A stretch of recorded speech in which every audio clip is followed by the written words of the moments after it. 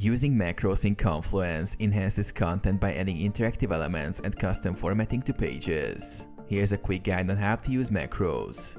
Access the macro menu. While editing a Confluence page, click on the plus icon in the toolbar, then select View More to open the macro browser. You can also type /macro name in the editor to directly insert a specific macro.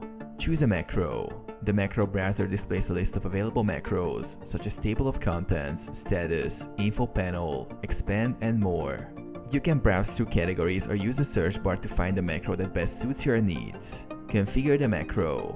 Once you select a macro, a settings panel appears, allowing you to customize its options. For instance, if you're using the status macro, you can set the color and text to indicate task status. For more advanced macros, you may add parameters like headings, links, or code snippets. Insert and save. After configuring, click Insert to add the macro to your page. Once you're done editing, save the page to see the macro in action. Editing or removing macros. To edit or delete a macro, click on it and choose Edit to adjust settings or remove to delete it.